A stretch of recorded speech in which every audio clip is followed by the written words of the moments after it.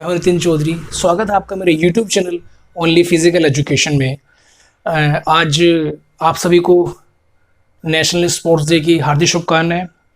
आप जैसे कि आपको पता हो गया, आज 29 अगस्त है और हम मेजर ध्यानचंद जी के जन्म दिवस के अवसर पर स्पोर्ट्स डे मनाते हैं। आज थोड़े से समय में उनके बारे में बताना चाहूँगा कि वो कौन थे, क्या थे, किस तरह वो हॉकी के जादूगर बने, किस तरह दुनिया ने माना कि भारत ने एक ऐसा हॉकी का खिलाड़ी दिया है जो पूरी दुनिया पे राज कर सकता है हॉकी के दम पर। तो मैं शुरुआत करूंगा।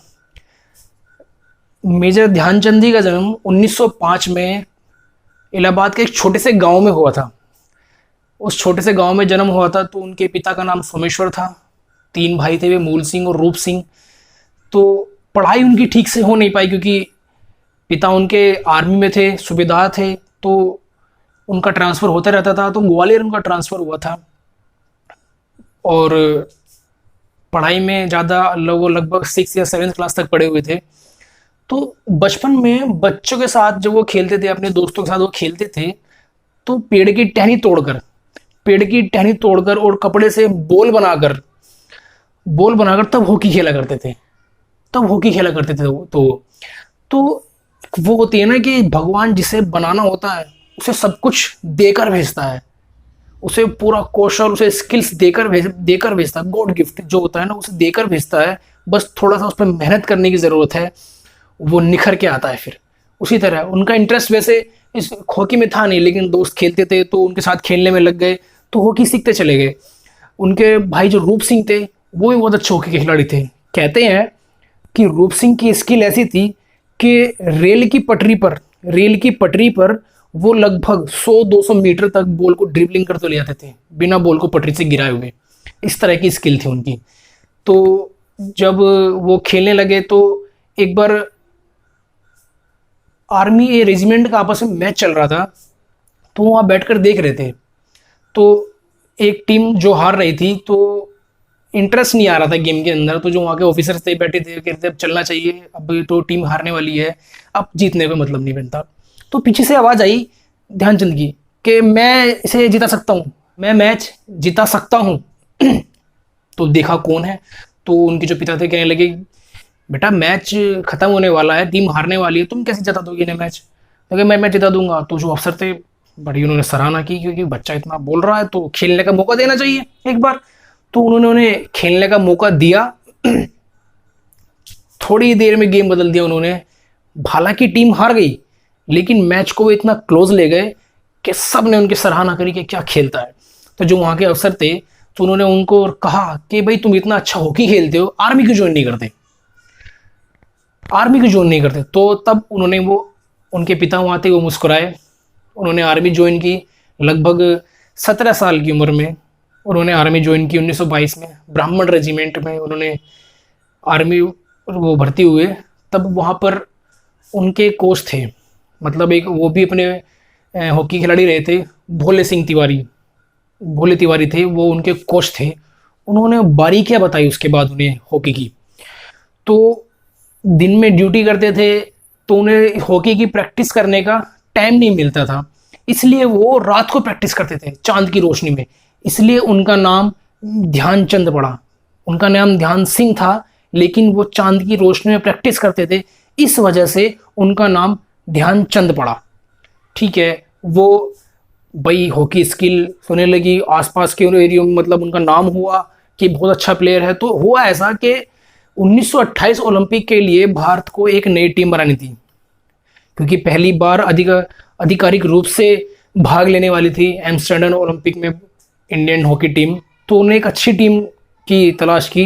तो आपस में मैच हुए, तो ध्यानचंद का अच्छा परफॉर्मेंस हुआ, तो उन्होंने उनको टीम में डाल दिया। और 1926 में जब न्यूजीलैंड दौरे पर टीम इंडिया हॉकी मैच खेलने गई वहाँ पर, तो जहाँ एक खिलाड़ी अपने पूरे करियर में 100 गोल नहीं दाग पाता, उन्होंने उस दौरे पर 120 से ज़्यादा गोल दाग दिए खुद अकेले ने उन्होंने 120 से ज़्यादा गोल दाग दिए। उन्होंने वह सारे मैच जीते, एक ड्रॉ रहा, एक वो हार गए थे। तो इस तरह के वो खिलाड़ी थे, उनके भाई रूप सिंह और वो खुद। तो 1928 ओलंपिक आया, एम्स्टर्डम ओलंपिक। तो वहाँ पर वो हुआ, उन्होंने सारे मैच वो जीतते चले गए। लास्ट में उन्होंने हॉलैंड को, लास्ट में जो फाइनल था हॉलैंड से, उसमें उनके लगभग 2-3 प्लेयर थे वो गंभीर रूप से बीमार हो गए और तबीयत मेजर ध्यानचंद जी की भी ठीक नहीं थी। लेकिन उन्होंने फैसला लिया, मैं खेलूंगा, मैं देश के लिए खेलूंगा। तो लास्ट में फाइनल में हमने वो मैच 3-0 से जीत लिया। वो पहला ओलंपिक था जब भारत के पास गोल्ड आया, इसलिए 1928 का जो ओलंपिक है उसे हम गोल्डन ओलंपिक भी कहते हैं भारत का, उसे भारत का गोल्डन ओलंपिक भी कहते हैं। उसी ओलंपिक में मेजर ध्यानचंद को हॉकी के जादूगर की उपाधि दी गई थी कि मेजर ध्यानचंद ऐसे खेलते हैं जैसे कोई जादूगर खेल रहा हो। उनकी हॉकी स्टिक इस तरह खेलते थे कि उनकी हॉकी स्टिक से बॉल चिपक जाती थी और गोल करने के बाद ही हटती थी। तो लगभग उनकी मैच में हॉकी तोड़वा कर भी देखी गई कि भाई ऐसा क्या है इनकी हॉकी में, कोई ऐसा उन्होंने कुछ पदार्थ तो नहीं लगाया हुआ कि भाई जिस वजह से बॉल इनकी हॉकी के पास आती हो और चिपक जाती हो। ठीक है, और जापान ने इनकी हॉकी के ऊपर बहुत सारे एक्सपेरिमेंट किए, भाई ऐसा क्या है इनकी हॉकी में जो ये इतना अच्छा खेल लेते हैं। चलिए फिर आगे तो 1932 ओलंपिक पे आते हैं। 1932 ओलंपिक में टीम बहुत अच्छा खेल रही थी, बहुत बढ़िया खेली इन्होंने, और ऐसा खेली कि फाइनल में अमेरिका की टीम को इन्होंने 24-1 से हराया। 24-1 से अमेरिका की टीम को हराया। 8 गोल खुद मेजर ध्यानचंद ने दागे थे, इनके भाई ने भी इनका बराबरी के साथ साथ दिया था, रूप सिंह ने। तो जब फाइनल जीते तो एक खबर आई अमेरिकी मीडिया से कि भारत से एक तूफान आया और अमेरिका के 11 खिलाड़ी को उड़ा कर ले गया। भारत से एक तूफान आया और अमेरिका के 11 खिलाड़ियों की टीम को उड़ा कर ले गया। ये ऐसी खबर अमेरिका की मीडिया ने छापी इंडियन टीम के लिए। उस समय बहुत ही अपने प्रचार उस पे थे, अपनी पीक पर थे वो।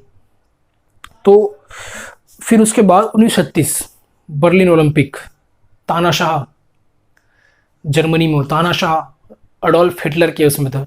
तो जब प्रैक्टिस मैच चल रहा था उस साल 1936 में भारतीय टीम की कप्तानी मेजर ध्यानचंद जी को दी गई थी। तो प्रैक्टिस मैच चल रहा था, अभ्यास मैच था हमारा, जर्मनी से हुआ। तो वो मैच हम हार गए भाई। ध्यानचंद कैप्टन थे तो उन्होंने बहुत अफसोस हुआ कि भाई मैं इस हार को भुला नहीं सकता। उस दिन उन्होंने खाना भी नहीं खाया उनके प्लेयर्स ने कि भाई ये हुआ कैसे, हम हार कैसे गए। फिर उन्होंने इस चीज़ पर टीम मीटिंग हुई, चलो उस चीज़ को भूल जाते हैं, फिर से नई शुरुआत करते हैं। तो फिर मैचेस हुए। तो एक बार मैच चल रहा था,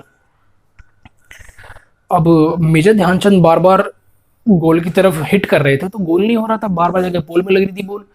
तो ब्रेक हुआ तो जो उनके टीम के कोच थे उन्होंने उनसे कहा भाई क्या हो रहा है ये, तुम गोल क्यों नहीं कर पा रहे हो। तो मेजर ध्यानचंद ने कहा कि मुझे ऐसा लगता है कि गोल पोस्ट छोटा है थोड़ा सा। तो उनके कोच हैरान हुए, भाई क्या कह रहे हो, ये ओलंपिक है, इट्स ओलंपिक, छोटा कैसे हो सकता है गोल पोस्ट। तो फिर उसके बाद उन्होंने वहाँ कंप्लेंट करी कि भाई ऐसा ऐसे बात है, ये मुझे गोल पोस्ट छोटा लग रहा है। तो जब जो वहाँ के ऑफिशियल्स थे उन्होंने वो जाके चेक किया तो वो वाकई गोल पोस्ट छोटा था, वाकई वो गोल पोस्ट थोड़ा छोटा निकला है, जिस वजह से वो गोल नहीं कर पा रहेंगे। फिर उसके बाद उन्होंने गोल पोस्ट बड़ा किया और फिर वही कारवां शुरू, गोल पे गोल। 1936 जब फाइनल चल रहा था जर्मनी से हमारा, 36 बर्लिन ओलंपिक 36 से फाइनल चल रहा था, तो अडोल्फ हिटलर भी वहाँ मौजूद था। वो उन्हें देख रहा था कि भाई बहुत बात सुनी मैंने ध्यानचंद के बारे में, खेल भी देखते हैं कि उनका कैसा खेल है। तो मैच देख रहा था, पहले हाफ तक हम पीछे चल रहे थे, दूसरे हाफ में फिर गोल लगने शुरू हुए। अडोल्फ हिटलर ने मैच रुकवाया, भाई हो क्या रहा है ये, उनकी हॉकी तुड़वा कर देखो, हॉकी में क्या है, कुछ ऐसा तो नहीं है कि भाई ये कुछ हॉकी में लगा कर घूम रहे हो और जिससे हमारी टीम हार जाए। तो हॉकी तुड़वाई, ऐसा कुछ नहीं था। फिर दूसरी हॉकी दी उन्हें और फिर से वही कारवां शुरू। हमने 8-1 से जर्मनी को हरा दिया था उन्हीं के घर में जर्मनी को हराया था और खुद अडोल्फ हिटलर ने ताली बजाई थी, खड़े होकर ताली बजाई थी कि क्या खेलता है ये। और अगले दिन मेजर ध्यानचंद को अडोल्फ हिटलर ने अपने यहाँ अपने घर आने का न्योता दिया। तो उनसे मिला तो उन्होंने कहा बहुत अच्छा खेलते हैं आप, बहुत ही अच्छा खेलते हैं आप, हमारे देश की तरफ से खेलिए, मैं आपको ऊंची पोस्ट दूंगा अपनी सेना में, आप हमारे देश की तरफ से खेलिए, मैं आपको ऊंची पोस्ट दूंगा सेना में। तो मेजर ध्यानचंद ने ये कहा कि नहीं, मुझे ये स्वीकार नहीं है, मैं अपने देश की तरफ से खेलते हुए अपना गौरव समझता हूँ, मैं अपने देश को रिप्रेजेंट कर रहा हूँ, ये मेरे लिए बहुत बड़ी बात है, मैं आपका ये ऑफर स्वीकार नहीं कर सकता। उन्होंने रिजेक्ट कर दिया उस चीज़ को और वहाँ से चले गए। उन्होंने अडोल्फ हिटलर, तानाशाह दुनिया का, जिसकी एक जरा सी जिद ने द्वितीय विश्व युद्ध करा दिया था, सेकंड वर्ल्ड वॉर करा दी थी, वो मेजर ध्यानचंद जी से कह रहा था कि आप मेरी सेना में आ जाइए, आप मेरे देश की तरफ से होके खेलिए। वो तानाशाह, वो उनसे बहुत प्रभावित हुआ, इसलिए उसने अपने यहाँ जर्मनी में उनकी एक 4 हाथ वाली मूर्ति बनवाई जिसके चारों हाथों में हॉकी थी। पहले शख्स एक विदेशी द्वारा एडोल्फ हिटलर द्वारा उनकी मूर्ति बनवाई गई जर्मनी में, 4 हाथ वाली मूर्ति जिसके चारों हाथों में हॉकी थी। 1940 में और 44 में सेकंड वर्ल्ड वॉर की वजह से ओलंपिक नहीं हो पाए। तो इस एक बार मैच चल रहा था तो केडी सिंह बाबू भी खेल रहे थे उनके साथ मैच में। तो पास करते हुए जब मेजर ध्यानचंद जो दूसरी टीम है उसके गोल पोस्ट के पास ले गए, उन्होंने केडी सिंह बाबू को गोल पास कर दी और उन्हें बॉल पास करते ही वापस अपने गोल की तरफ मुंह करते हुए चले गए मेजर ध्यानचंद। तो उनसे ऐसा बाद में पूछा, भाई तुमने ऐसा क्यों किया, तुमने उन्हें बॉल पास की और वापस चले गए? तो उन्होंने कहा कि मैंने केडी सिंह बाबू को बॉल पास की थी, अगर केडी सिंह बाबू उस पास को अगर गोल में कन्वर्ट नहीं कर पाते तो उन्हें टीम में रहने का कोई हक नहीं था। ये उनके लफ्ज थे कि अगर मैंने जो पास दी थी उन्हें, अगर वो उस पास को भी अगर वो गोल में तब्दील नहीं कर पाते तो उन्हें टीम में रहने का कोई हक नहीं था। लेकिन 1932, 1928 में जो कारवा हुआ था, लगातार 3 साल गोल्ड मेडल आए थे भारत के पास और कोई सामना करने वाली टीम नहीं थी कि जो भारतीय टीम का सामना कर सके। तो एक खबर आई थी कि मेजर ध्यानचंद मैदान के अंदर बहुत स्लो है, मतलब वो ज़्यादा तेज नहीं भागते, बॉल को लेकर स्लो है, लेकिन उनकी एक काबिलियत है, उनकी एक स्ट्रॉन्ग पॉइंट है, वो है उनका माइंड वर्क। वो गैप को भापने में, वो गैप को भेदने में माहिर थे। वो जानते थे कि गैप कहाँ निकालना है, किस तरह निकालना है, प्लेयर कहाँ है, इस तरह वो माहिर थे। ज़्यादा तेज नहीं दौड़ते थे लेकिन वो गैप निकालने में माहिर थे, जिस वजह से वो इतने कामयाब थे। ठीक है, एक बार 1933 में भारतीय टीम रावलपिंडी में मैच खेलने गई थी। तो वहाँ एक मैच चल रहा था वहाँ पे। तो मैच के दौरान दूसरी टीम के एक फॉरवर्ड प्लेयर ने उनके नाक पर कोहनी मार दी, मैच के दौरान कोहनी मार दी। तो मैच में वो रुका, बाद में वो बाहर चले गए, बाद में वो बैंडेज वगैरह पट्टी वगैरह करा के वापस ग्राउंड पे आए। उन्होंने बड़े प्यार से उस प्लेयर को कहा कि भाई थोड़ा ध्यान से खेलना, इस बार चोट ना लगे, थोड़ा ध्यान से खेलना, इस बार चोट ना लगे। ठीक है, तो फिर उन्होंने वो जो बदला लिया मैच का, बड़े ही प्यार से लिया। 10-2 से मैच जीत गए, 10-2 से उन्होंने वो मैच जीत लिया। ठीक है, 1948 में उन्होंने संन्यास ले लिया था, उनकी तबीयत ठीक नहीं रहती थी तो उन्होंने संन्यास ले लिया। एज ए कोच वो अपॉइंट हुए टीम इंडिया को, उन्होंने अपनी स्किल्स बताई कि किस तरह से खेलना चाहिए। ठीक है, एज ए कोच वो अपॉइंट थे। 1956 में उन्हें पद्मश्री पुरस्कार दिया गया भारत सरकार की तरफ से। तो इस तरह से वो मतलब हॉकी के लिए वो लगातार सेवा करते रहे। एंड में जाकर 1979 में वो एम्स में भर्ती हुए, उन्हें कैंसर था। बड़े ही, जो सुनने में आता है, बड़े कष्ट वाले दिन उन्होंने अपने जिए थे। वो किसी ने भी उनकी मदद नहीं की थी, कोई भी उनकी मदद करने के लिए नहीं आया। जिस व्यक्ति ने भारत का सिर ऊंचा किया, जिस व्यक्ति ने भारत का सिर ऊंचा किया, उसे इतने बार गोल्ड मेडल दिलाए, उसके लिए कोई आगे नहीं आया। तो 1979 में पहले वो कोमा में चले गए, लास्ट दौर में कोमा से बाहर आए। डॉक्टर्स ने पूछा कि आप ज़्यादा दिन जिएंगे नहीं, आप ज़्यादा दिन जिएंगे नहीं, आप क्या देखते हैं हॉकी के लिए, आपके बाद हॉकी की रूपरेखा क्या होगी, किस तरह रहेगा हॉकी। तब उनके कुछ वर्ड थे कि मैं अब बचूंगा नहीं, मैं जा रहा हूँ, और मेरे बाद हॉकी का मुझे कोई भविष्य दिख भी नहीं रहा है, मुझे हॉकी का कोई भविष्य नहीं दिख रहा है मेरे बाद जाने के बाद। तो ऐसा, मतलब वो आखिरी सांस थी, उनके आखिरी लफ्ज़ थे। और आप ये देखिए कि उनके बाद इंडियन हॉकी टीम कभी ओलंपिक के लिए क्वालिफाई नहीं कर पाई। इंडियन हॉकी टीम कभी ओलंपिक के लिए क्वालिफाई नहीं कर पाई इस बात। तो 2016 के रियो ओलंपिक में भी शायद नहीं कर पाई, और 2021 में जो टोक्यो ओलंपिक होना है, शायद उसके लिए हमारी टीम इंडिया क्वालिफाई कर गई है। अब देखिए, इतने साल बाद वो क्वालिफाई किया 2000 टोक्यो ओलंपिक के लिए।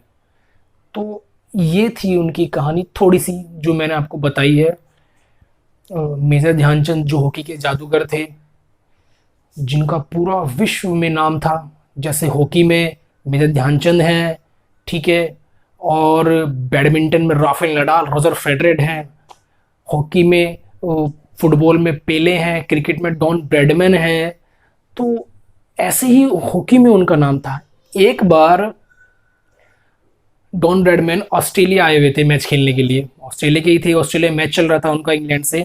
तो वो चलो देख लेते हैं भाई, इंडियन हॉकी टीम आई हुई है हमारे यहाँ पे, एक बार मैच देख लेते हैं उनका। तो उन्होंने वहाँ जाकर मैच देखे, बड़ा ही अच्छा खेले, क्या खेलते हैं यार ये। तो उन्होंने पूछा भी नहीं, उन्होंने 4 मैचों में 218 गोल किए हुए हैं, 4 मैचों में 218 गोल किए हुए हैं। तो उन्होंने कहा ये भाई 4 मैचों में 218, ऐसा लग रहा है जैसे किसी ने 4 मैचों में 218 रन बनाए हो। 4 मैचों में 212 गोल, 218 गोल नहीं किए उन्होंने, 4 मैचों में उन्होंने 212 रन बनाए हैं। तो इस तरह थे वो, दोनों ही एक दूसरे के बड़े फैन थे वो। तो ये एक छोटी सी कहानी थी, मतलब छोटी सी व्याख्या थी मेजर ध्यानचंद के लिए। डिस्क्रिप्शन में मैंने एक लिंक दिया हुआ है पैफी इंडिया के नाम से, physical education foundation of India, जो कि फिजिकल एजुकेशन और स्पोर्ट्स में बहुत अच्छा कार्य कर रही है, बहुत अच्छा काम कर रही है फिजिकल एजुकेशन और स्पोर्ट्स को उठाने के लिए। मैंने एक लिंक दिया हुआ है, आप उस लिंक को फॉलो करें। उस लिंक में एक फॉर्म है, उसे फिल करें, वो फिट इंडिया रन से रिलेटेड है। आप जैसे भी, आप 29 आज से लेकर 7 सितंबर तक आप एक काम कर सकते हैं। आपको 2 या 3 किलोमीटर, जितना आप चाहें उतने, आपको एक रनिंग करनी है। करना क्या है आपको, आपके मोबाइल में एक ट्रैकर होना चाहिए जो आपके जो रनिंग एरिया है उसको मेज़र कर सके, ठीक है। और आपको वो, जब आप अपनी रेस ख़त्म कर लें, आप रनिंग ख़त्म कर लें, तो ख़त्म करने के बाद आपको अपना एक फ़ोटो लेना है, और आपको जो आपने जिस ट्रैक पर आप दौड़े हैं, जो आपकी मोबाइल एप्लीकेशन है उसने आपका एरिया ट्रैक किया होगा, उसकी आपको स्क्रीनशॉट लेके पैफी की वेबसाइट पर डालनी है। पैफी उसे पब्लिश करेगा, ठीक है। तो ज्वाइन करें पैफी को, फिट इंडिया रन के तहत। ये थोड़ी छोटी सी कहानी थी, छोटी सी व्याख्या थी मेजर ध्यानचंद जी के लिए। और आज 29 अगस्त नेशनल स्पोर्ट्स डे, आप सभी को फिर से एक बार बधाई देता हूँ नेशनल स्पोर्ट्स डे की। Thank you.